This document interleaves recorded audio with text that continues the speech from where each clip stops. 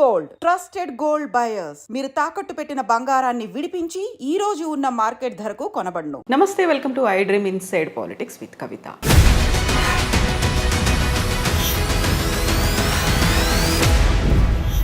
అక్రమంగా అమెరికాలో చొరబడ్డటువంటి వలసవాదుల్ని చేతులకి కాళ్ళకి సంకెళ్ళు వేసి మిలిటరీ విమానంలో పంపించేస్తోంది అమెరికా. అందులోనూ మన భారతీయులు కూడా ఉన్నారు. అయితే దీనిపై విపరీతమైనటువంటి విమర్శలు, వివాదాలు మొదలైపోయాయి. ఈ నేపథ్యంలోనే ప్రధానమంత్రి నరేంద్ర మోదీ 12-13 తారీఖుల్లో అమెరికాలో పర్యటించబోతున్నారు. పరిస్థితుల్లో ఏమైనా మార్పు వస్తుందా? ఏం జరగబోతోంది? మనతో పాటుగా ఉన్నారు డాక్టర్ జయప్రకాష్ నారాయణ గారు. సార్ నమస్తే. నమస్తే కవిత. సార్, గతంలోనే మనం మాట్లాడుకున్నాం, ట్రంప్కి ఒక సిద్ధాంతం అనేది లేదు, తను ఏది పట్టుబడితే అది చేసేస్తారు అనేది.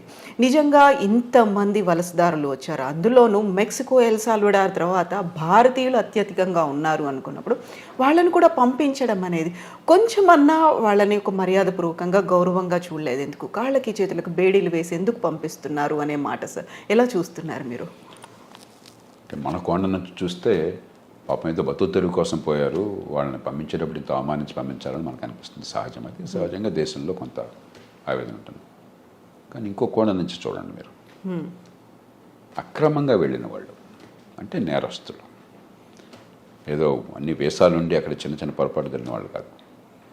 లక్షల రూపాయలు ఈ మాఫియాకి, ఏది అక్కడ ట్రాఫికింగ్ దళారులకి ఇచ్చి వెళ్ళిన వాళ్ళు, నిరుపేదలు కూడా కాదు. 30-40 లక్షల రూపాయలు ఎవరు ఖర్చు పెట్టగలరు? అది ఒకటి. రెండోది, మన విమానాల్లో వాళ్ళని తీసుకొస్తే మన దేశానికి పద్ధతి వేరు. వాళ్ళ విమానాల్లో వాళ్ళు పంపిస్తున్నారు, ఎవరు ఒకళ్ళని కాదు. ఆ ప్లేన్లో ఉన్న వాళ్ళంతా ఇలా వచ్చిన వాళ్ళే. వాళ్ళు చాలా డెస్పరేట్ అయిపోయారు అనుకోండి. డెస్పరేషన్తో వెళ్ళింది అక్కడికి. విమానాన్ని మధ్యలో హైజాక్ చేశారనుకోండి, వీళ్ళందరూ ప్రయాణికులు అందరూ కలిసిపోయి హైజాక్ చేసేదో దాష్టికానికి పాల్పడ్డారు అనుకోండి, అప్పుడు ఏమవుతుంది? ఇప్పుడు వాళ్ళని అడిగితే వాళ్ళు ఆ మాట చెప్తారు.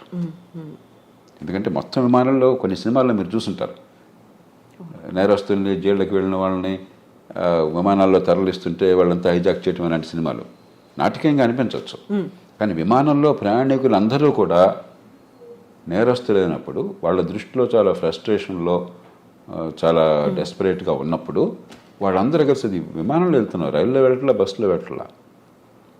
ఆ విమానాన్ని ఏమన్నా చేస్తే ఏమవుతుందని చెప్పిన భయం వాళ్ళకు ఉంటుంది. కాబట్టి వాళ్ళ ఫిజికల్గా అదుపు చేయటం, వాళ్ళు పారిపోతారు. విమానంలో ఎక్కడ పారిపోతారు? విమానంలో అందరూ కలిసి దాడి చేస్తే ఆ సిబ్బంది మీద, విమానాన్ని హైజాక్ చేసి ఎక్కడో సివిలియన్ ఏరియాలో క్రాష్ చేస్తానో, మరొకటి చేస్తానో, ఇంకోటి చేస్తానో ఏమవుతుందని చెప్పిన భయం వాళ్ళకుంటుంది. అంచేత నా దృష్టిలో పరిష్కారం దానికి ఏంటంటే, ఈ చిన్న అంశానికి, నిజమైన అంశం ఇది కాదు. నిజమైన అంశం అక్రమంగా వెళ్ళే వాళ్ళని ఆపించాలి. మనం కూడా మన ప్రయోజనాల దృష్ట్యా. సక్రమంగా వెళ్ళే వాళ్ళకి నైపుణ్యంతో డాక్యుమెంట్స్ వెళ్ళే వాళ్ళకి ఇబ్బందులు లేకుండా ఉండేట్టుగా మనం వాళ్ళతో కూర్చొని ఏర్పాటు చేసుకోవాలి. అది నిజమైన అంశం. మధ్యలో ఈ కొన్నాళ్ళకి మందేస్తూ ఉన్నాళ్ళు గుడిపోయినట్టుగా ఈ చిన్న అంశం మొత్తం చర్చలు పక్కన పట్టిస్తుంది. కానీ దీనికి నా దృష్టిలో పరిష్కారం, మీరు మీ విమానాల్లో గౌరవంగా మాకు దగ్గర తీసుకోండి అని చెప్పంటే దొరకదు. ఈ ప్రశ్న సమాధానం మన దగ్గర లేదు. మనం హామీ ఇవ్వగలమా? విమానంలో కూర్చునే వాళ్ళంతా కూడా ఏ రకంగా లేకుండా చాలా మర్యాదగా ఉంటారని. మామూలుగానే విమానంలో ప్రయాణం చేస్తుంటే ఎయిర్ హోస్టెస్ మరొకకుండా చాలా అవమానిస్తుంటారు, అరుస్తుంటారు మన కల్చర్లో. అలాంటి కొన్ని సంఘటనలు చూస్తుంటాం. కాబట్టి మా విమానాల్లో మేము తెచ్చుకుంటాం. ఒకసారి మీరు మాకు అప్పు చెప్పాక వాళ్ళ బాధ్యత మాది అని మనం తీసుకుని అవ్వకండి. మనం సంఖ్యలు వేస్తామో వేయకుండా ఉంటామో అంత మన బాధ. అప్పుడు గొడవ లేదు. అలా పరిష్కారం ఆలోచించాలి తప్ప ఇది భారత్ను అమెరికాకి మధ్య యుద్ధంగా ఈ విషయాన్ని భావించకూడదు. ఉద్రేకంతో మనం సాల్వ్ చేయాలి. అవతల వాళ్ళ బాధ కూడా గురించి. మన దేశం నుంచి ఉదాహరణకి పాకిస్తాన్కు మరో దేశంలో నేరస్తుని మనం పంపించాం. మనం అమెరికా స్థాయి కాదు. ఆవిడ మన దేశంలో ఉండాలని వాళ్ళని కోరుకోవట్లేదు. కానీ బాగా ఇక్కడే ఉండాలని కోరుకున్నది వాళ్ళకి. అక్కడికి పోతే భీతి అంటే గందరగోళం ఉంది. మరి వాళ్ళని ఏదో రకంగా కట్టడి చేయకపోయినట్టయితే విమానాన్ని వాళ్ళు పక్కదో పట్టిస్తే ఏమవుతుంది? అంచేత మన విమానాల్లో మనం తెచ్చుకున్నట్టయితే ఇబ్బంది ఉండదు. కాకపోతే సార్, ఇప్పుడు మాల్యా లాంటి వాళ్ళని, నీరవ్ మోదీ లాంటి వాళ్ళు, మెహుల్ చోస్కి వాళ్ళని కోట్లాది రూపాయలని వాళ్ళకి రైట్ ఆఫ్ చేసేసి వాళ్ళు ఎక్కడున్నారో తెలీదు, తెలిసినప్పటికి కూడా వాళ్ళని తీసుకువచ్చే ప్రయత్నాలు ఇవన్నీ జరగనప్పుడు వీళ్ళు పాపం అమాయకంగానో లేకుంటే ఇంకెవరి మాటలో నమ్మి వెళ్ళిపోయిన తర్వాత వీళ్ళని అంత అమానవీయంగా తీసుకురావాలనేది ఇక్కడ డ్యూయల్ రోల్ ఉందా సార్? రెండుకి తేడా ఉంది. మనం చాలా ఎమోషనల్గా చేస్తున్నాం. నీరవ్ మోదీ కానీ మాల్యా కానీ క్రమక్రమంగా తిరిగి వస్తున్నారు ఇండియాకి. వాళ్ళు ఆ దేశంలో ఎవరే దేశంలో ఉన్నా ప్రజాస్వామ్య దేశాల్లో రాజ్యాంగం కింద వాళ్ళ హక్కులు స్వేచ్ఛలు ఉన్నాయి, ప్రాథమిక హక్కులు స్వేచ్ఛలు ఉన్నాయి.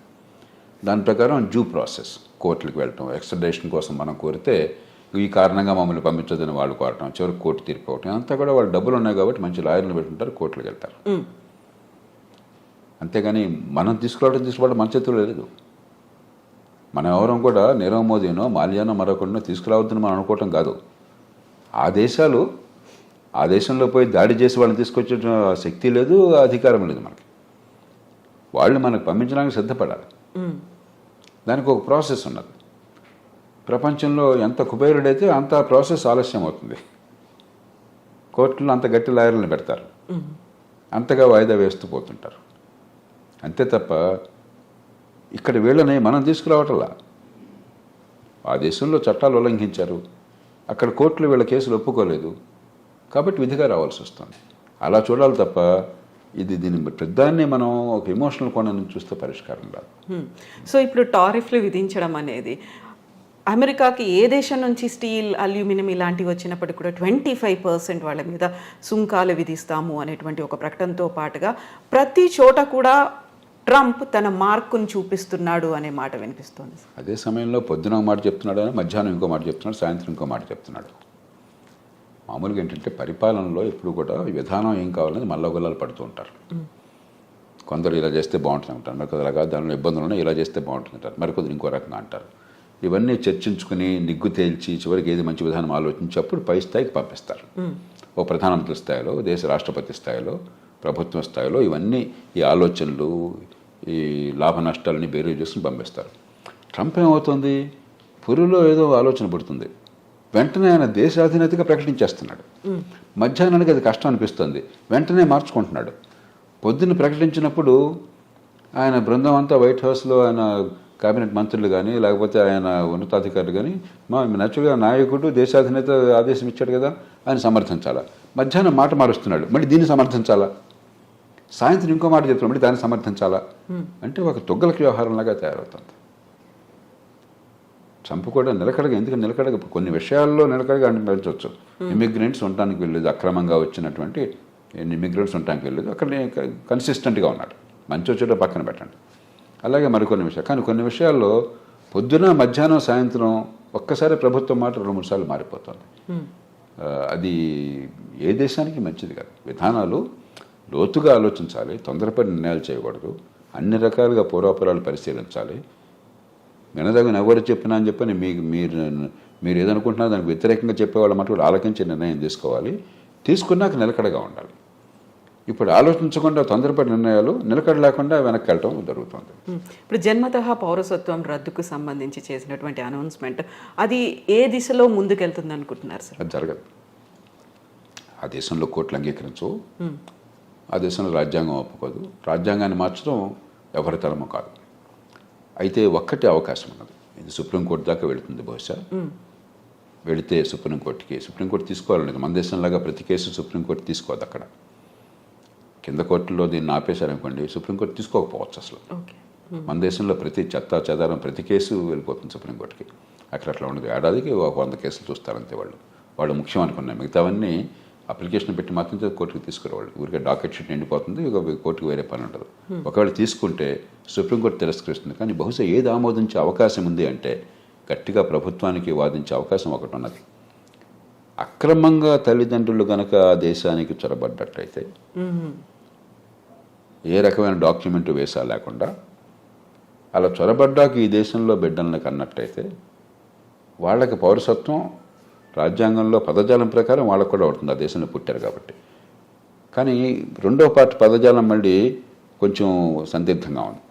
కాబట్టి దేశంలోకి రావడమే అక్రమంగా ఉన్నారు కాబట్టి అక్రమంగా వచ్చిన వాళ్ళకు, అక్రమంగా ఉన్న కాలంలో పుట్టితే వాళ్ళకి లేదని చెప్పి బహుశా కోర్టు ఒప్పుకోవచ్చు, మనకు తెలియదు. కాబట్టి భారతీయులకి ఇప్పుడు ఈ రకంగా అక్రమంగా వెళ్ళిన వాళ్ళకి ఇబ్బంది అవుతుంది. కానీ 195 మంది భారతీయులు ఈ దేశం నుంచి అమెరికా పోయేది చదువుకున్న వాళ్ళు, నైపుణ్యం ఉన్నవాళ్ళు, ఆ దేశంలోనే ఉన్నత విద్యను పొందిన వాళ్ళు చాలామంది, నైపుణ్యం వల్ల చాలా పూర్తిగా పద్ధతి ప్రకారం వీసా పొందిన వాళ్ళు. వాళ్ళకి ఎలాంటి ఇబ్బంది ఉండదు. మన ఊరికి అనవసరంగా కంగారు పడిపోయేది కంపెనీపోతే అనుకోవడం తప్ప నాకు 100కి వాళ్ళు ఏమాత్రం అనుమానం లేదు. కానీ అక్రమంగా చొరబడిన తల్లిదండ్రులకు పుట్టిన సంతానమైనట్లయితే సుప్రీంకోర్టు బహుశా వేరే స్టాండ్ తీసుకోవచ్చు. సార్, మీరు ఇప్పుడు 95% ప్రాపర్ మెథడ్లో వెళుతున్నారు అనుకున్నప్పుడు మిగతా 5%ని విమానాల్లో ఆ దేశాలకు పంపిస్తుంది. మన భారతదేశం వాళ్ళని ఎలా ట్రీట్ చేయాలి, ఏం చేయాలంటారు? అవగాహన కల్పించాలా మళ్ళీ? అవకాశం ఇప్పుడు అమ్మ ఈ దేశంలో 145 కోట్ల జనాభా ఉంది. 54 కోట్ల మంది పనిచేసేవాళ్ళు ఉన్నారు. దానిలో అత్యధికులు అసంఘటిత రంగం, రెక్కాడితే డొక్కాడిన వాళ్ళు, రేపు పొద్దున భోజనం ఎక్కడ దొరుకుతుంది తెలియని వాళ్ళు. కాబట్టి మన దేశంలో వాళ్ళేదో అక్రమ ఖర్చు పెట్టి అమెరికా వెళ్ళారు కాబట్టి వాళ్ళని ప్రత్యేకంగా నెత్తినెక్కించుకోవడం సాధ్యం కాదు. అందరి పౌరులతో సమానం. ఈ దేశంలో అందరికీ ఏ ప్రయత్నాలు చేయగలుగుతాం మనకున్న వనరులతో, మనకున్న పరిస్థితుల్లో, మనకున్న అవకాశాలతో ఆ ప్రయత్నాలు వాళ్ళకి చేస్తాం తప్పితే వీళ్ళని ప్రత్యేకంగా నెత్తిన పెట్టుకోవడం నేను చెప్పిన మాట విరుచించకపోవచ్చు. వాళ్ళ దగ్గర మన దేశంలో 2 రోజులు కొంచెం ప్రచారంలోకి వస్తే అది ప్రపంచంలో మోస్ట్ ఇంపార్టెంట్ ఇష్యూ. అంటే భారతదేశంలో ఈ కోట్ల మంది భవిష్యత్తు అక్కర్లేదా మనకి? కాబట్టి ఖచ్చితంగా ఈ దేశంలో ఉన్న మేరకు ఆ పరిస్థితులను బట్టి అవకాశాలు ఉంటాయి. అక్కడి నుంచి వచ్చేవాళ్ళు మరి ఇంకోటి గమనించండి, అత్యధికులు లక్షలాది రూపాయలు ఖర్చు పెట్టి వెళ్ళిన వాళ్ళు. కాబట్టి వాళ్ళు కొంత సొంతంగా బతకగల వాళ్ళు, బతకలేని వాళ్ళు కాదు. అందులో మనం చర్చ చేసినప్పుడు కూడా పత్రికల్లో కానీ టీవీల్లో కానీ ఇదేది మిడిల్ ఈస్ట్ అనుకోండి, అక్కడికి వెళ్ళిన వాళ్ళు అత్యధికులు, కొందరు బాగా నైపుణ్యం ఉన్నవాళ్ళే, మిగతా వాళ్ళు పాపం కాయ కష్టం చేయడం కోసం వెళ్ళిన వాళ్ళు. అది ఇది ఒకటి కాదు. అంచేత మనం ఖచ్చితంగా సానుభూతి చూపెట్టాలి. అంతేగాని మిగతా అన్నీ వదిలేసి వీళ్ళ కోసం ప్రత్యేకంగా ప్రభుత్వాలు చేయమంటే మిగతా ప్రజలంతా ఏంటి? ఈ దేశంలో ఒక పేద దేశం, కోట్ల మంది అసంఘటిత రంగంలో ఉన్నారు. 185-90 మంది నెల జీతం లేనటువంటి కష్టపడి పనిచేస్తున్న వాళ్ళు, రెక్కాడి దగ్గర డొక్కాడిన వాళ్ళు. అందరి సంగతి పట్టించుకోవాలి ప్రభుత్వం. అందరితో పాటు తప్ప అందరికంటే ఎక్కువగా నెత్తిన పెట్టుకోవడం సాధ్యమో కాదు, అవసరమో లేదు. సో ఇప్పుడు మోదీ విజిట్ అనేది ఉంది సార్, రెండోసారి మా రాష్ట్రపతి అయిన తర్వాత వెరీ ఫస్ట్ టైం మీట్ అనేది ఉంది. ఏం జరుగుతుంది సార్? ఏమేమి ఎక్స్పెక్ట్ చేయొచ్చు మనం? ఇప్పుడు 3 విషయాలు. ఒకటి, ఇవన్నీ పక్కన పెడితే పార్టీ ఏదన్నా ఒకటి అమెరికాలో భారత్కి అమెరికాకి చాలా విషయాల్లో ఏకాభిప్రాయం ఉన్నది, ఉమ్మడి ప్రయోజనాలు ఉన్నాయి. అందుకనే వ్యూహాత్మకమైన ఒప్పందం, స్ట్రాటజిక్ అలయన్స్ అంటున్నాం. ఎందుకంటే చైనా ఒక పెద్ద భూతంలా కనిపిస్తుంది, వాళ్ళకి భూతం మనకి భూతం వివిధ కారణాల వల్ల. ఆ నేపథ్యంలో దాన్ని మరింత సంఘటితం చేయడం, బలోపేతం చేయడం. రెండోది, ఇవన్నీ ఒక రకంగా చిన్న చిన్న సమస్యలు, పెద్ద సమస్యలు కాదు. మనకేదో పేపర్లో హెడ్లైన్ వచ్చింది కాబట్టి అనిపిస్తుంది, కానీ ఒక 10,000 మంది 20,000 మంది అక్రమంగా చొరపడిన వాళ్ళని తిరిగి పంపించడం అనేది లార్జర్ కాంటెక్స్ట్లో చాలా చిన్న సమస్య. అమెరికాలో బహుశా 50 లక్షల మంది భారతీయులు ఉన్నారు. 10,000 మంది 15,000 మంది లక్ష ఏంటి అసలు? వాళ్ళంతా అధికారికంగా చట్టబద్ధంగా వీసాలతో వెళ్ళిన వాళ్ళు. కానీ ఇలాంటి చిన్న చిన్న ఉంటాయి. ఇవన్నీ కూడా పరిష్కారం ఉభయతారకంగా కొంత ప్రయత్నం చేయడం. కానీ కీలకమైనది ఏంటంటే వాణిజ్యం, అంతర్జాతీయ వాణిజ్యం. భారతదేశానికి అమెరికాతో మిగులు ఉన్నది, కానీ పెద్ద మిగులు లేదు. పెద్ద మిగులు ఉన్నది అమెరికాకి కెనడాతో ఉన్నది, అంతకంటే ఎక్కువ మెక్సికోతో ఉన్నది, చైనాతో, మెక్సికోతో, కెనడాతో ఉన్నాయి. వియట్నాంతో దాదాపు $62 బిలియన్ మిగులు ఉన్నది. చిన్న దేశం, గోచిపాత దేశం. మంది 60 బిలియన్ డాలర్లు, మంది $30 బిలియన్ అంతా మిగులుంది మనకి, భారత్కి. అమెరికా ఒక్కటే పెద్ద దేశం, మనకి అసలు మిగులు ఉన్నది. తగ్గించాలని ఒత్తిడి ఉంటుంది. అందుకనే మన బడ్జెట్ కూడా కొంత మనం దిగుమతి సుంకాలు తగ్గించే ప్రయత్నం చేశాం. ఉభయతారకంగా ఆయన మనసును గుర్తిరిగి కాస్త ఆయన్ని ప్రసన్నం చేసుకోవటం, అదే మన ప్రయోజనాలను కాపాడుకోవటం. మనం నష్టపోకూడదు. అవతల వాళ్ళకి మీరు అంత భీష్మించి కూర్చున్నప్పుడు వాళ్ళకి ఏదో కొన్ని చూపెట్టాలి. కాబట్టి వాణిజ్యం విషయంలో ఏం చేయాలి? ఈ 3 ప్రధానమైన అంశాలు అవుతాయి చర్చలో. సో మన దగ్గర నుంచి వస్తున్నటువంటి దిగుమతుల మీద కూడా విపరీతమైనటువంటి సుంకం పెట్టబోతున్నారు, టారిఫ్లు విధిస్తారు అనే మాట అంత ఎక్కువ ఉంటుంది. వీళ్ళకి మనకి ఏంటంటే ఇదిగో పుల్లాడి దిగుతో అంటున్నాం మనం. మెక్సికో నుండి కెనడా మీద సుంకాలు పెడతా ఉన్నారు, మళ్ళీ వెంటనే మధ్యాహ్నానికి మార్చేశారు, సాయంత్రం ఇంకోటి అన్నారు. మన మీద కూడా ఇవన్నీ ఏంటంటే నెగోషియేటింగ్ టాక్టిక్. ఒక ప్రభుత్వాధినేత నెగోషియేటింగ్ టాక్టిక్స్ మనకి సంప్రదింపుల్లో మాట్లాడేటువంటి వాటిని అనాలోచితంగానో లేకపోతే తాత్కాలికంగానో విధానంగా అంత ఆర్భాటం చేసి ప్రకటించకూడదు. ట్రంప్ స్టైల్ అది, ఆయన తీరే అది. మనం ఏం చేస్తాం, ఆయన తీరు మార్చలేం కదా. పుట్టుకతో వచ్చిన బుద్ధి పుట్టుకలతో కానీ పోదని చెప్పిన మన చేతుల్లో ఏం లేదు. అంచేత మన మీద కొంత ఒత్తిడి మన మీద ఉంటుంది, కానీ భయంకరంగా ఏముండదు. మనం కూడా కొంచెం ఉభయతారకంగా వ్యవహరించినట్టయితే, మన ప్రయోజనాన్ని కాపాడుకుంటూ ఒడుకు వ్యవహరించినట్టయితే మనకి పెద్దగా నష్టం ఉండదు. సో ఫస్ట్ 100 డేసే కీలకమైనప్పుడు మీరు చెప్పినట్టుగా ఇన్ని కన్ఫ్యూజింగ్ నిర్ణయాలు పూటకొకటి మారుతూ ఉన్నప్పుడు వాట్ అబౌట్ మిగతా టెన్యూర్ అనేది ఎలా ఉంటుంది అనుకోవచ్చు సార్? ఇప్పుడు అమెరికాకి ఏమవుతుందో అమెరికా వాళ్ళు చూస్తుంటారు, మీకు నాకు బాధపడాల్సిన అవసరం లేదు. ప్రపంచానికి ఏమవుతుందని ఆలోచించాలి. ఏమవుతుందంటే అమెరికా తిరుగులేని నాయకత్వం ఉన్న దేశం, ఆర్థికంగా కానీ సైనిక పరంగా కానీ. ప్రపంచంలో కాస్త ఏమనాలి, ఒక కోఆర్డినేషన్, కొన్ని మౌలిక సూత్రాలు, కొన్ని మౌలికమైనటువంటి పద్ధతులు, అంతర్జాతీయ వాణిజ్యం కావచ్చు, మరొకటి కావచ్చు, ఇలాంటి విషయాల్లో అమెరికా ఒక పెద్ద పాత్ర వహిస్తోంది. అమెరికా ఆదర్శంగా ఉంటుంది. అది క్రమేణా పలచబడుతుంది ఇది కొనసాగితే. రెండోది, నిలకడలేని విధానాలు, పురుల్లో బుద్ధి పుట్టినట్టు ఏది పడితే అది తుక్కలకు విధానాలు కనిపిస్తుంటే మళ్ళీ అంతర్జాతీయ సమాజంలో అమెరికా నాయకత్వం తగ్గి చైనా గొప్ప దేశంగా అనిపిస్తుంది. వాళ్ళతో పోలిస్తే వీడమా ఉన్నారు, కాస్త పద్ధతి ఉంది, నిలకడ ఉందని చెప్పని. కాబట్టి ట్రంప్ కానీ ఆయన బృందం కానీ కొద్దిగా ఉభయతారకంగా వ్యవహరించకపోయినట్టయితే అమెరికా బలహీనపడి, అమెరికా నాయకత్వం బలహీనపడి చైనా నాయకత్వం పెరిగే అవకాశం ఉంది. భారతదేశానికి ఏనాడైనా సరే ఈ రెంటి మధ్య అమెరికా మేలు మనకి, మనం ఉన్న పరిస్థితుల్లో. కాబట్టి అది కొంచెం దీర్ఘకాలికంగా మనకు కొంత ఇబ్బంది ఉన్నది. కానీ ఇక అమెరికా అది కోరుకుంటే మనం ఏం చేయగలం, చూద్దాం ఏమవుతుంది. సో అప్పుడు మన దౌత్య వ్యవహారాలు కానీ మనం చేసేటువంటి ప్రయత్నాలు కానీ ఏమన్నా మార్పు తెచ్చే అవకాశం ఉందంట. అందుకనే ఇప్పుడు మనం చాలా జాగ్రత్తగా వ్యవహరిస్తున్నాం. పార్టీ ఏదైనా కూడా ఢిల్లీలో అధికారంలో ఉన్న పార్టీ అమెరికాతో మైత్రి సంబంధాలు మనకు తగ్గటం లేదు. అక్కడ ఏ పార్టీ ఉన్నా, మన దేశంలో ఏ పార్టీ ఉన్నా కూడా యూరప్తో సంబంధాలు మనం తగ్గించుకోవటం లేదు. చైనానే మనం శత్రువుగా తీసుకోవటం లేదు. సరిహద్దుల దగ్గర ఏమన్నా దాడి చేస్తే వాడు గట్టిగా తిప్పుతారు, ఎదురు తిప్పుతున్నాను తప్పితే చైనాని శత్రువు చూడలేదు. మనం చాలా సమావేశాల్లో చైనాతో కలిసి పనిచేస్తున్నాం. ఇదే సరే. అలాగే రష్యా ఎన్ని ఇబ్బందులు పెడుతున్నా కూడా యుక్రెయిన్ని, మన రష్యాతో వైరం పెట్టుకోవట్లా, ఇరాన్తో వైరం పెట్టుకోవట్లా. ఇది సరైన పద్ధతి. మన ప్రయోజనాలు మనకు ముఖ్యం తప్ప అమెరికా ఏం కోరింది, యూరోప్ ఏం కోరిందో మనకు ముఖ్యం కాదు. వాళ్ళకి నొప్పించకుండా, మనకి తానవ్వక నొప్పింపక మన ప్రయోజనాలను కాపాడుకోవాలి. నా దృష్టిలో మన ప్రభుత్వాలు చిత్తశుద్ధితో ఆ ప్రయత్నాలను చేస్తున్నాయి, అవి కొనసాగించాలి.